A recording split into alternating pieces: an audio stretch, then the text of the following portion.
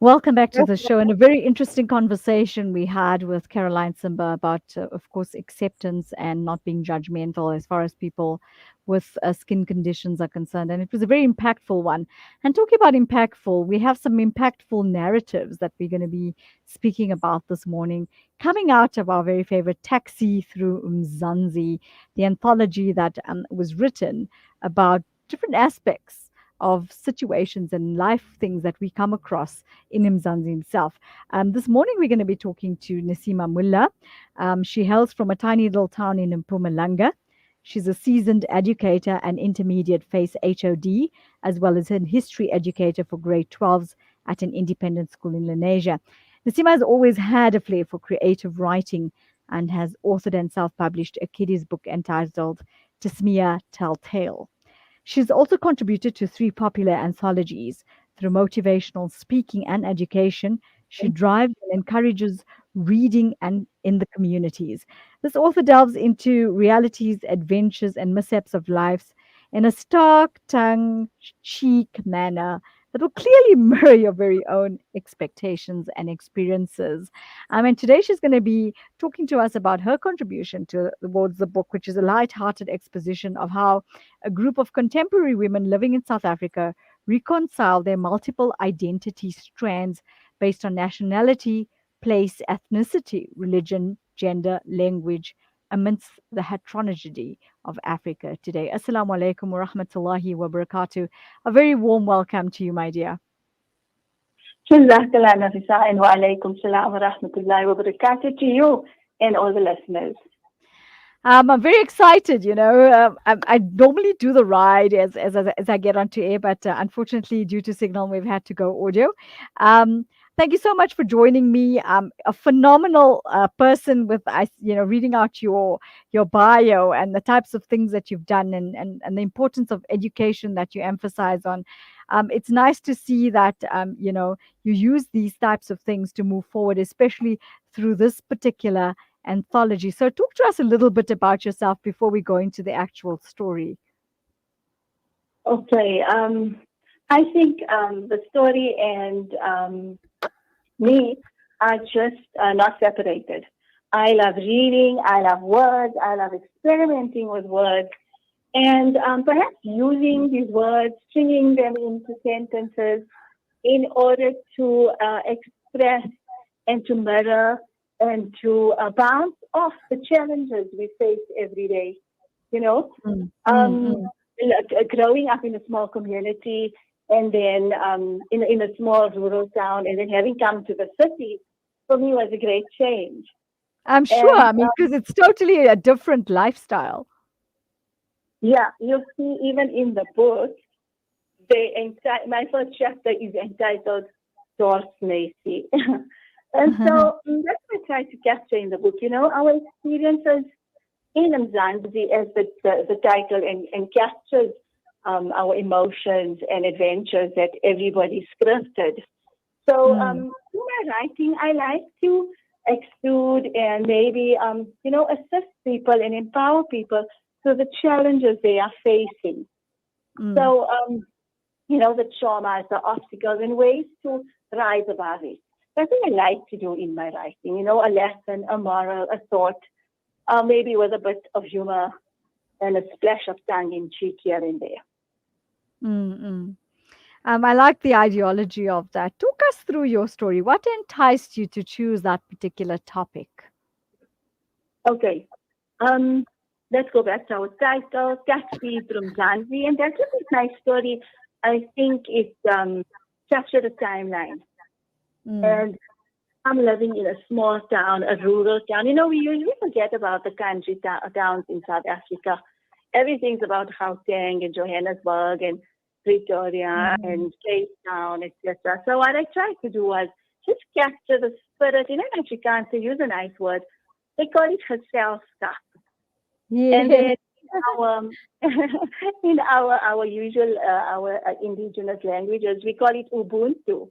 And I just capture that in my story, not only to show, small towns, they are not, I wouldn't say behind the cities, but um, just to, I wanted to express the spirit of people in small towns and how they contribute to each other and uplift each other and how they assist each other, and also the human side, where Mm.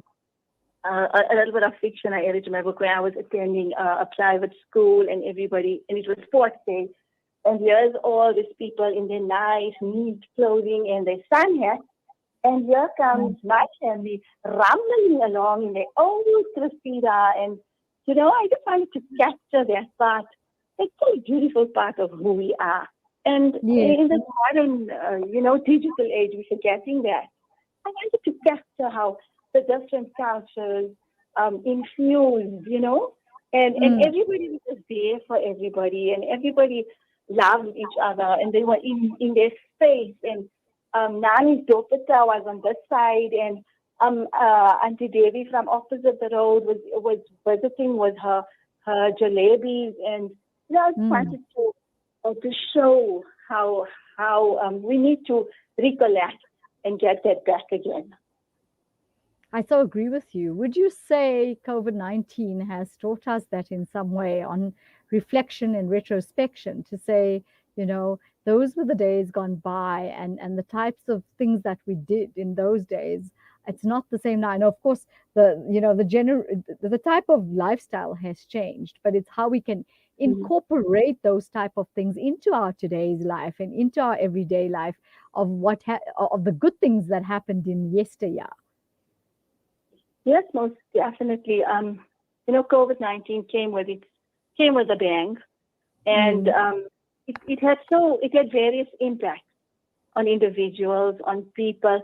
So for me and Nafisa, I think we spoke lockdown behind the mask. I think we Mm, also mm, spoke about that one. And another thing I explored in my story was the concept of marriage and then separation and dealing with that and getting over it. So and linking it to COVID and the lockdown, mm, it was like I had to do this alone, you know, mm. being separated. The kid was here, I was here, and how was I going to spend those 3 months in lockdown alone?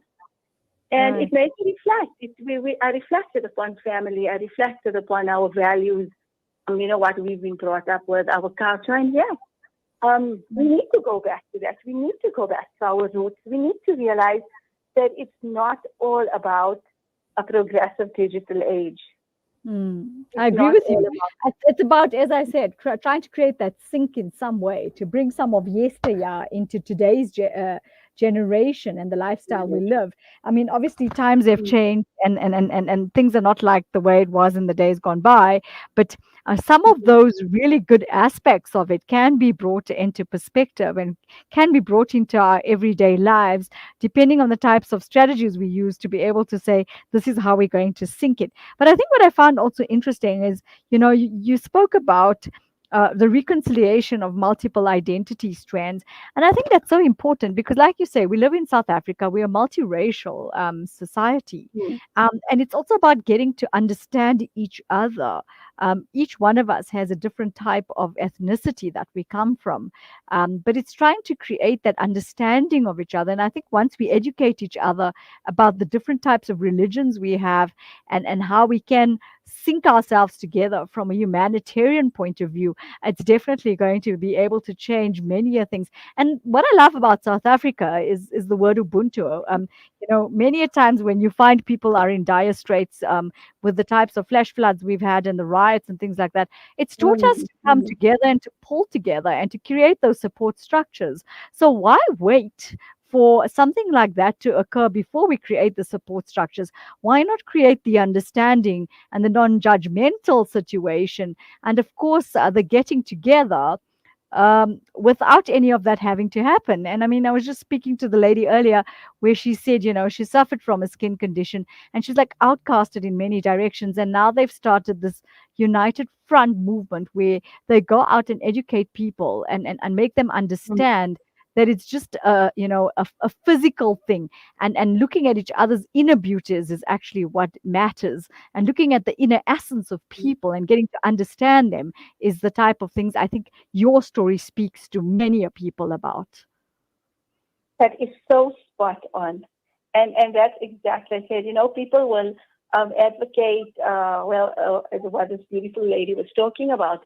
They will promote it, they will educate, they will make people awareness through make people aware of issues through different projects and through different platforms. Now, I will specifically focus my line will be through my writing. And Mm, yes, I like to remind people to go back to their roots and realize that we are all so much more similar than different. And mm, we need to get back to it because we are, in this intense, where they call it the third industrial revolution with computers and social media.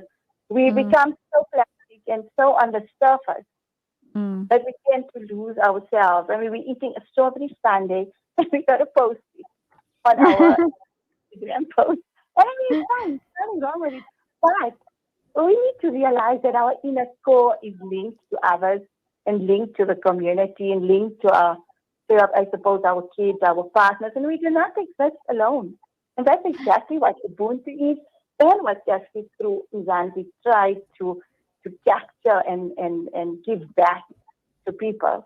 And especially in a time of Of COVID, course. And I think when we need it's also about learning tolerance for each other. And I found something really interesting. yeah. Just prior to lockdown, there was an NPO that did an interfaith day, which I um, attended. And it was absolutely phenomenal because I think there's a lot of misconceptions being created out there and assumptions, should we say. And through these mm, narratives that you write, it gets people thinking from a different direction. And this is the reason why I absolutely love this anthology and the previous anthologies that I did, because it sheds light on such important matters, yet sometimes through a witty way or through a light-hearted mm, way, where you get, a person thinking on a level to say, what can I do to make things different? What can I do to change things and make things better? And how do we learn tolerance to be able to live in better communities where we can, try and create those support structures to move each other forward? no, that's true. And what you are saying reflects exactly what the book is all about. And, Mm, it's about accepting people, about accepting differences, about acknowledging similarities, accepting differences. And it's only through that way do we heal ourselves. Only mm, in that way do we heal ourselves in order to move forward. The more you give, the more you reach out, the more light you send, the more you get back. And most of the narratives in this book have mm, captured that essence that we need to accept each other more, and mm, and the way with the conflicts around the world, and also what I wanted to capture and what this book has captured, that we do not exist alone as South Africans. We are mm. African in essence, and we Exactly. are we reside in a large, vast, beautiful continent that was first known as the Dark Continent. But look at the wonders, the minerals, the adventures, the cultures, the ethnicities, the linguistics, the traditions, the Mm. colors, the things that Africa has thrown out to the world. Yes, and And, of course, what we've overcome through the apartheid era and where we are today, this, there's such major milestones. People will say, "Oh, I don't see the differences," but you see the differences in when people from different cultures and different ethnicities actually get together. There's such a major difference. There's so much of Ubuntu and love to give, and I think we need to start stepping on that, using that as a stepping stone to create many a different things. And I mean, it's unfortunate that we're still in COVID, if to some point, and things like that. But I think once it starts opening up, maybe we need to look at ideas where we get different ethnicities together and start learning about them, like the NPO did. I mean, it was an mm, absolutely educational day, and people went back with such positive attitudes, and it was absolutely stunning, because what they did is they invited them into the masjid, which and the masjid was a church before, and what they did is they turned this church into a masjid, and years later those same people that used to attend the church were invited to the masjid itself, and they were educated and taken on a little bit of a tour, and were asked, if they'd like to educate themselves by asking questions. And it was so amazing to hear the types of questions being asked. But I think from that, they went back with this very different perception of Muslims to what is Right. created out there. So I think your story kind of teaches us so much of that, that we need to sit down as collectively as possible, and in order for us to Mm. move together as South Africans, we don't look at ourselves as anything else but proud, as you said, proud Africans, proud South Africans. How can we change things for the better, but collectively? And I'm talking about all these general issues that we as South Africans have been facing. Mm. That's so true. As you're saying, we need to sit collectively and put our ideas together. And there's so much more we can do. As they always say, no man is an island. And that's just the way we should be thinking. Instead of isolating ourselves, instead of building on the stereotype and Mm, creating more. So yes, in this way, what this NPO did, I think it was brilliant and very, of course, gets to the heart, pulls the heartstring.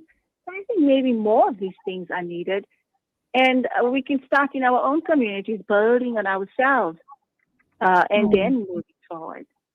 So Most yeah, definitely. so these I, stories in my I agree with you there. I think we've done a phenomenal job with that. The name of the NPO is Sultan Bao Center. They last, I think, okay. just before the lockdown, they created an interfaith collative thing. So it was amazing. I mean, it was so nice to walk into Yeah. the Sultan Bao Center where the masjid is, and one of the gentlemen, Ahmed Akub, was quite responsible for that. But I think the Mhm. ideology of that was to be able to create, I don't know if you recall, look, with me, I'm a proud Johannesburg in some way. Um, we grew up in Fitas where everybody Right. was running Yeah. around in the streets, Yes. playing together, loving each other, being together, exchanging different types of dishes. And I think that's what brought the excitement into our lives, because everybody lived in unison, in peace, and with lots of love, irrespective of the era that we were in. True, and I think that's what we need right now: a rebuilding, a recreating of cities. There's just so Yeah. much differences that we are concentrating on and forgetting about the true essence of why we were put here. And Yes, stories exactly. like this remind us. They remind us of the South African struggle. They reflect upon what communities used to be, and it's so endearing and so heartwarming. And another Sure. thing is our generation, our kids are forgetting about these things, and they True. should be reminded.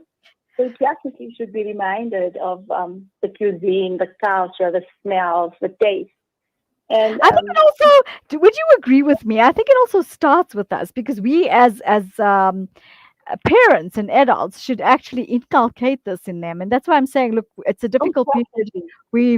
Post COVID, if we can start something like that, it will be so phenomenal, where everybody gets Really, together. a journey back into the future.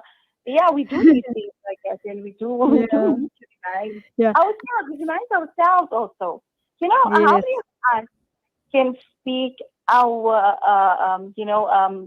well, an Indian language, Yes, our exactly. Gujarati, our Urdu, our, how many of us can speak it? We falter. We, Exactly.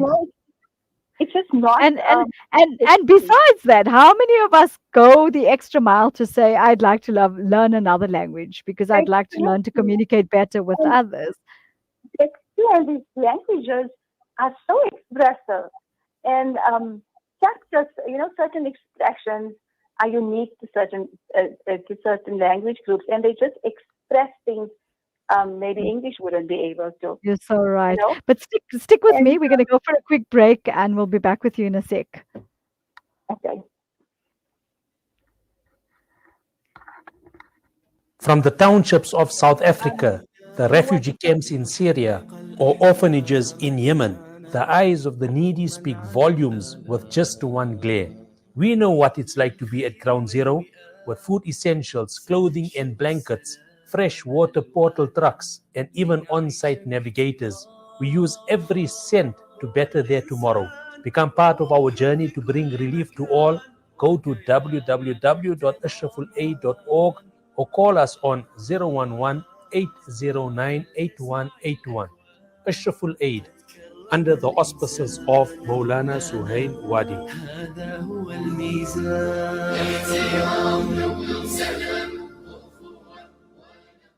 What makes Randery Jewelers the optimum place for your memorable gift? Is it our range of exclusive, high-end, luxurious jewellery? Or is it our master craftsmanship of all your bespoke jewellery needs? We believe it's because at Randery Jewelers, we know just how to make your special moments last forever. Whether it's for a wedding, anniversary, or just a simple gift to show your love, trust Randery Jewelers to make it special. www.randeryjewelers.com. Make your moments last forever with Randery Jewelers, the family name you can trust.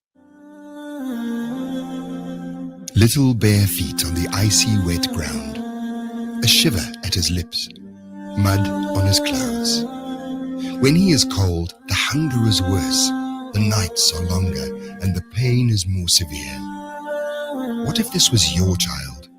The Al Imdad Foundation's Global Winter Appeal allows you to make a difference for refugees, IDPs, and struggling communities in 21 countries globally. Sponsor a winter pack today for just 600 Rand. Donate online at alimdad.com or call 0861 786 243. Babu, why don't you loosen your belt a bit more? But why now? Well, it's very tight, blocking air to your brain. Haju, this is only a start. I need to tighten up a bit more. Funds are tight and the cost of living is high. Funds are not tight. It's your haram insurance which is tightening our barakat. Okay, Haju.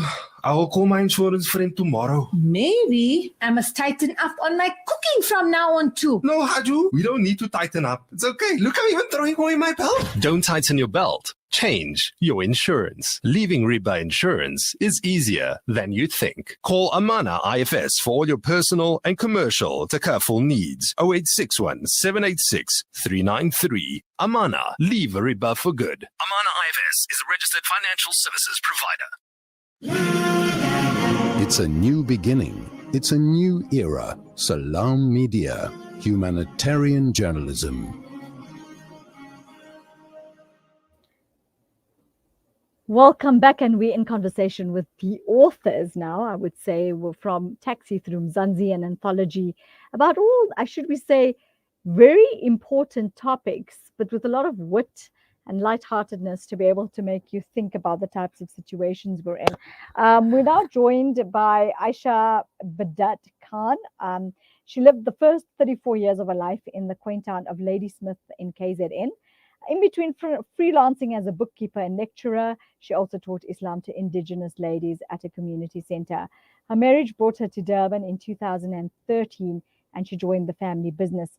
She's an avid reader from a young age, crossword solver, and crafty. She has always been a creative person and a wordsmith. Her first published workbook was anthology called Lockdown Behind the Mask. So she contributed towards that as well.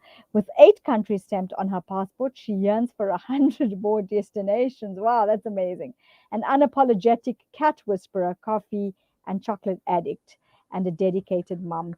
Okay, lovely. Assalamu alaikum wa rahmatullahi wa barakatuh. Thank you so much for joining us on the show, Aisha. Wa alaikum salam wa rahmatullahi wa barakatuh. Jazakallah for the opportunity and the time. Nafisa, it's a privilege to be on your show. I need to correct you there, though. I'm not yet a mum. Not yet. Oh, okay. Wow. I don't know where that came from. Maybe I'm wishing for it, inshallah. Okay. Talk to us about your contribution. I mean, I just spoke about yourself. Talk to us about your contribution towards, this particular anthology. Because as I spoke to Naseema earlier, I was saying, each one is such an in-depth and impactful message. What edged you on to write your story and talk us through it? Okay, so my story is called "The Rose of Lily Park." When the request for submission came through, it was about what it means to be a South African, and how do you embrace your South Africanness, and I wanted to contribute in it. Being from a small town as well, it's life is different from those who live in the city, and I wanted to shed some light on that. And I suppose my story is about life in a small town and the challenges people face through, but how you can still develop and be a impactful and successful person and contribute to society as a whole. So it's a love story of sorts, and different kinds of love. Love for your what you do, love for all your relationships with your neighbors, with your family, and of course the love story as well. My story ends off with the glimmer of hope of a love story in the form of marriage. Right. I find that very interesting. And I think the word that we're going to pun on is the word love. And I love the idea, as I'm saying, about you talking about the different types of love that we can use to sync us as people, as communities, and as generations. Because I think this particular word is so impactful, but many a times gets forgotten and faded into many types of situations that we find ourselves in. Yes, definitely, Nafisa. I think right now with everything that we've been going through for the last 2 years, and that it's easy to forget sometimes, in between all the pain and the challenges, it's easy to forget those. And I suppose my story kind of reminds you of that. And like I said, it touches on different kinds of love. And I think youngsters generally tend to focus on the one type of love, which is the romantic type, but there's it as well. Like I said, your relationship with other people. If it can influence somebody, focus on that aspect of love, then that's something good. What I found interesting about your story, Aisha, is you're talking about, and I think this is so much apt for I don't know about the other communities, but for an Indian community, once you reach a particular age, it's about, Aisha, are you still on the line? Oh, shucks. Okay, we seem to have lost Aisha there. But just quickly to tap into her story, she lives with the story she spoke about was Warda, who's from a small inland town in KZN, and she lives with her parents and younger brother in a close-knit Indian community. And as an unmarried, close to 30 years old, independent, a working woman, she's often the topic of nosy auntie conversations. And I kind of related to that because, many times you find the old people kind of putting pressure on the younger ones to say, when are you going to take that step? When are you going to get married? And when are you going to settle down? But not realizing that that's not just the only aspect of life. And I think this is what Aisha wants to bring to the fore is that, yes, we do need to settle down and we do need to find our way in life. Am I right, Aisha? Aisha, are you still there? Did you get me there? Do we have sound from you, Aisha? Okay, so Aisha can't hear me, but anyway, as I was talking about her story, I just wanted to bring it to the fore because I thought it's quite interesting a story as well. It's how this particular person, Warda, handles their inquisitiveness with a calm yet firm response, but it sometimes gets her down. And it does, because what we need to do is understand and tap into people's potentials. And this is what she means by love, giving it with kindness and love, is tap into people and understand that marriage is not just everything. Yes, people would love to settle down, but it's also about Warda facing her fears over her best friend and colleague Kashni, who is also a partner in a community give back project. Their project attracts the attention of a skeptical and mysterious donor. So this is the story that Aisha wrote, and I think it's quite impactful. Aisha, you back on the line? Okay, so we lost Aisha there, unfortunately, but I'm hoping maybe we can catch up with her next week. I wanted to actually tap into the story because it is quite an interesting and, should we say, impactful one as well. I don't know if our other guest, Naseema, is still on the line. Naseema, are you still there, darling? Nakita, I'm still here. Okay, so yeah, And, Aisha's story was also just so interesting. Naseema, what would you yeah, say very about what would you say about narrative? Because the reason why I really wanted this on my show, because I think it's so imperative for people to get enticed into better spaces and places. And I say this every week through narrative, because narrative gets you thinking in so many directions because it paints that journey for you and it kind of puts you into that experience of that particular person that you're writing about, a particular aspect that you're dealing with. Well, that's true. A lot of the time, when beginning to write, when you're plotting and planning this narrative, you start in one corner, and then sometimes it's focused, and you write what you capture what you wanted to. A lot of the times, it starts off at point A, and you'll end up in point B. It's like a curved pathway. And what you wanted to what you initially planned, and what you end up with in the final draft is vastly different. However, that doesn't impact on story or on your narrative. It's just different ways. I think it's the realization of what you think is important for people to know, and what is what they. Yeah. Well, what message would you like to leave us with? We seem to have run out of time. Unfortunately, Aisha was on the road, so we will have to catch up with her, and at another point. What message do you think is the most pertinent as far as the anthology is concerned? Just that write down your feelings, write down your emotions. One word turns into two sentences. And two sentences eventually turns into great essays and great literary pieces. And writing brings out creativity in people. It assists in you identifying your emotions and pinpointing your feelings, and to be able to deal with your traumas. And an anthology like Through Mzansi, it's really creative and really gives us a journey to different facets of South African and South Africa itself. And, in after a reading, I always reflect upon a tale, and we should all be doing that and encouraging our kids to do that. It's so much more,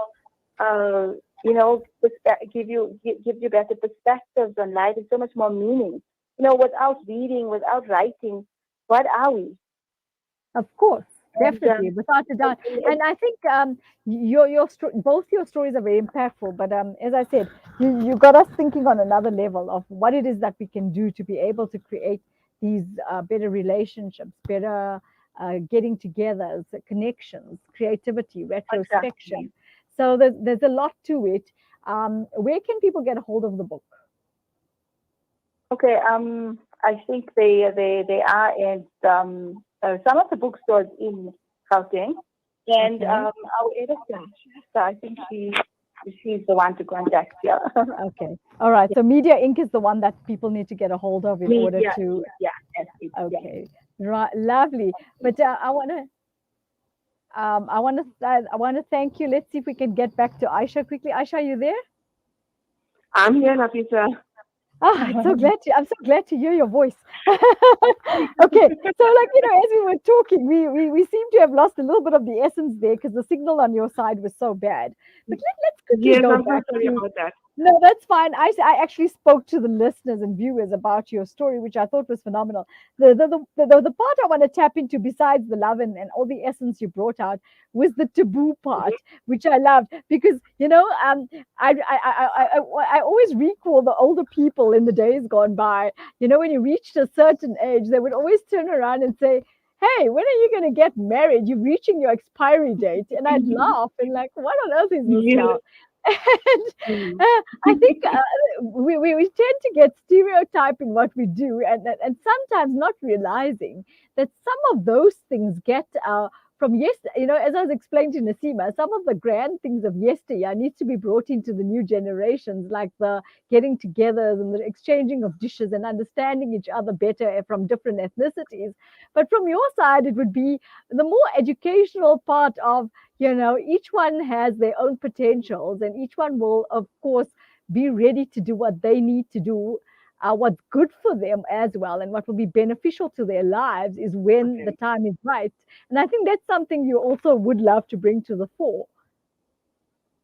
Yes, yes, definitely. I think, as you said, when the time is right. Um, Society has conditioned us that you should be married at this age. You should have your first child. I remember people telling me, one of my uncles had told me, he says, "Oh, your auntie, before she had turned 30, she had already been done with her children." And I looked at him and I'm like, "Okay, what do you want me to do about it?"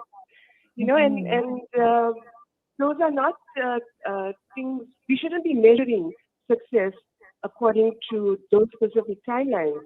For We need sure. to I change agree that. with you there. Yeah. I think what we need to do is also step out of that, as I said, stereotype thinking, and then ask ourselves, how do we fit and adapt into this new type of lifestyle from yesteryear and bring it into this type of generation now, but of course with the values, and that's what I'm talking about. And I think you'd agree with me with that. That's what you're also trying to say is, Yeah. it's not just about settling down. There's many things that you can contribute to, and it's about tapping into each other's potentials, but also, I think, creating those networks of love with each other. Yes, that's true. And there's a lot that we need from the past, the morals, the values, the way we conduct ourselves and our characters, and that's what our the youth need today from the past. But we need to leave aside the perceptions of, uh, you should I'm, be married at this I'm age, and laughing you because should um, be. you spoke about the nosy auntie conversations, and I think so many people relate to that. I think we need to start. We need to start. Should we say, create a network of positive as opposed to negative. So, I think going out there and talking about the next and being judgmental is not going to solve any situation or problem. I think some at times it makes it worse. So we need to now change our way of thinking and our mindsets and say, this is how we're going to deal with situations going forward in life, and Forward. changing the whole of perspectives of communities in South Africa, not just Muslims. I'm Yeah. talking about on a general consensus. And I think you got us thinking on many directions, because the story is as powerful as Naseema's. It gets you thinking on those levels of how do you better things from, like I said, using things from the good things from yesteryear and changing things that have happened now for the better. And I think one good thing about COVID-19, it made you retrospect and reflect on where we're at and where we would love to, as human beings, head forward. But it's also created community, should we say, support structures that we never thought existed. Yes, yes, definitely. And it definitely has. And, we often hear people talking bad about communication in terms of cell phones and people spending so much time on it and that. But with that as well, it's managed to bring people closer together. We now have access to help, we have access to information, and we were locked in, we were locked down and with COVID and that. But you still will have access or some kind of lifeline using your phone to be able to access other people and to get help. And it's all about using the tools that you have in the correct way. And as we said, it's time to change the narrative, time to change the way things have been done. Let's hold on to the good things, but let's also move forward and let's change perceptions. And I think using our cell phones and social media is a big way of doing that as well. That's our link, basically. That's so true. I agree with you. We're going to take a quick break. We'll be back with you in a second. Every 60 seconds, a silent pandemic claims the life of a child. Unsafe water is having a devastating global impact on health and livelihoods. Islamic Relief is at the forefront, providing clean and safe water to vulnerable communities around the world. Our tailored approach to sustainable water solutions enable families not just to survive, but to thrive, ensuring they stay healthy and safe. Give water, give life with Islamic Relief. For a long time, we've lived in a centralized world where institutions held the all-important data and confirmed all transactions. Those times are over. Welcome to Libertas Group, a blockchain developing company boasting an ecosystem that continually redefines the way we do business. Our blockchain is decentralized, making it immune to hacking or alteration, putting the power back in your hands with no middleman so you can focus on the growth of your business. Libertas, the simplest investment choice you'll make. Reliable access to clean water could save thousands of lives each day. With proper sanitation and easy access to fresh, clean water, communities can flourish. Our Thirst Relief Appeal provides clean water to communities in Asia, Africa, and the Middle East by building deep wells and providing sustainable water and hygiene solutions. A monthly donation of as little as 700 Rand could build a well for a community in need. That's only 23 Rand a day. Donate today. www.pennyappeal.org.za or call 031 11 00 573. Penny Appeal. Small change, big difference. Listen to something fresh. Listen to Salam Media. Kids these days are smart, and when you're competing for their attention against their smartphones, you need to make smart choices, like using Sunfoil triple refined pure sunflower oil in every meal you make. It's naturally cholesterol-free and approved by the Heart and Stroke Foundation as part of a balanced eating plan. So whether you're cooking, frying, or baking, you get the great tasting results that'll get their attention faster than the latest app. And if that doesn't work, change the Wi-Fi password. Sunfoil. Now we're cooking. Your act of love gives hope. Islamic Relief supports orphans and vulnerable children in 28 countries with food, education, and medical care. There are more than 150 million orphans in the world. You can give hope to one. Sponsor an orphan today. Go to www.islamic-relief.org.za. Alhamdulillah, we are finally free of riba. Burkat smells lovely. Yeah, with Yakin, I managed to stop all the riba, Hajo.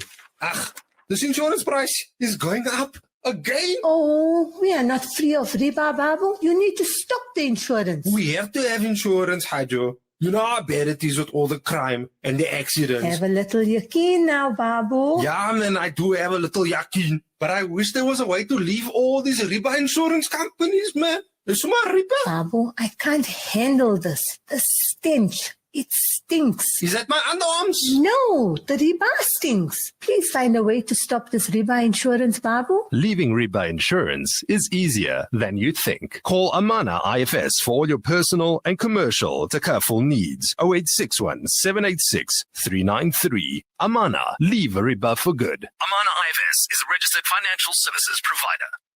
Africa. As the crisis in Palestine continues, the Africa Muslims Agency teams are on the ground facilitating emergency food and medical assistance to the affected families. Donate 15,000 Rand or any amount and help the people of Palestine. Call AMA now on 083-251-9376 or donate online at africamuslimsagency.co.za. Africa Muslims Agency, inspiring the spirit of giving.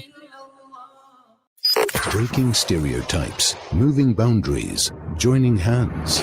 Salam Media.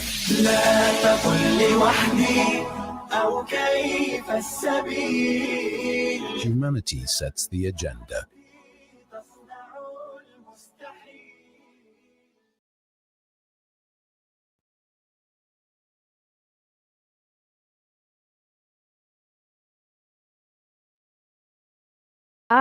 Moola.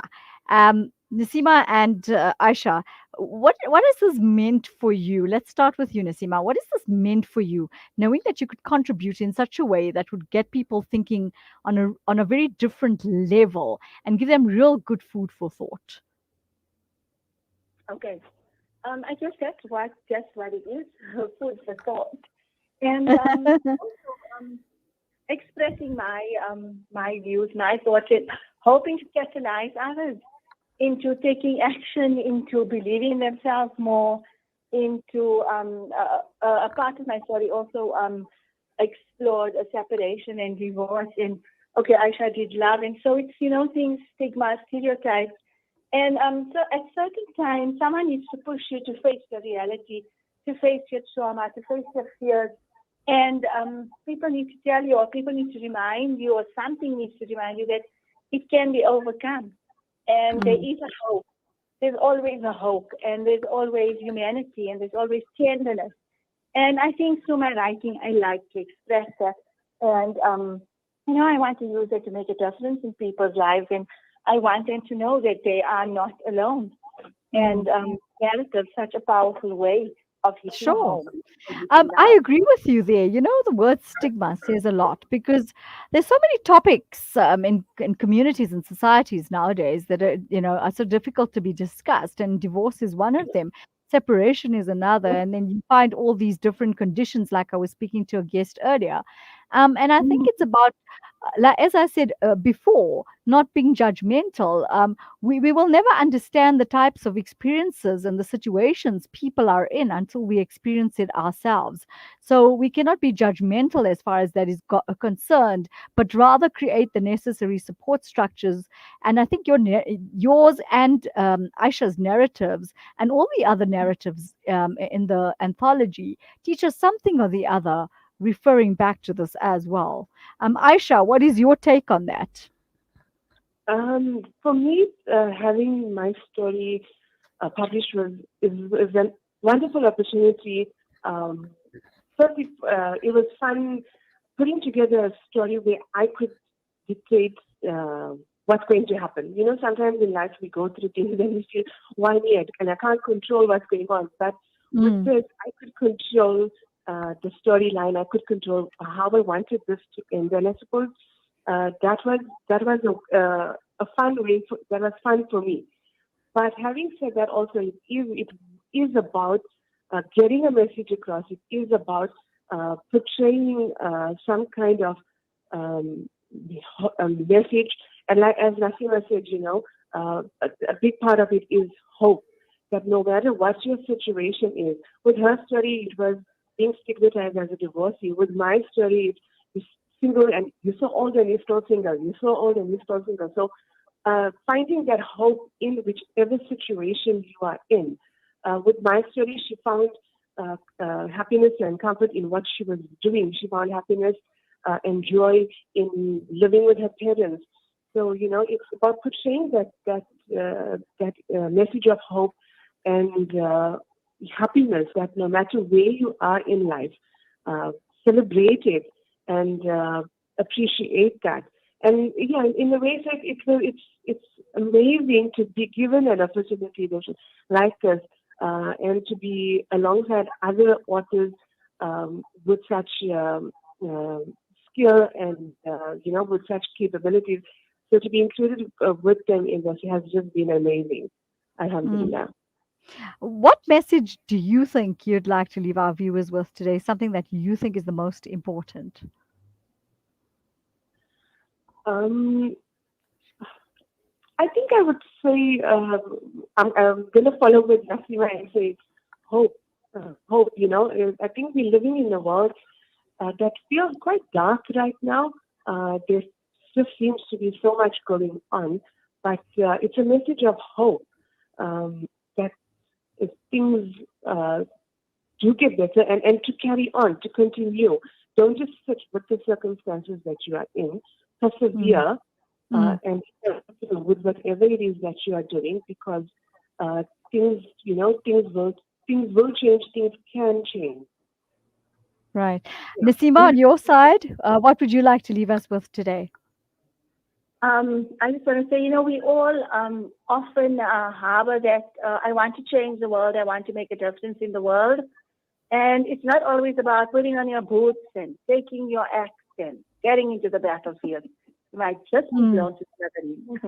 So there's ways to change the world, ways to make a difference, write a story, devise a narrative, do a little community project, post something uplifting on your social media. And those are the little ways that we can do to make we can do to change the world, to make a difference, and to impact on people. That would be your little footprint. Oh, you said something that I just read, and I'm going to read it out before I say goodbye to you, because I think it's something that I want you to listen to. It's a beautiful quote written by somebody, but I didn't quite get the author there. It says, "Let your footprints lead the way to a place where people's value is equal to one another, a place where acceptance is the rule, not the exception. And love is the force that guides everyone and everything.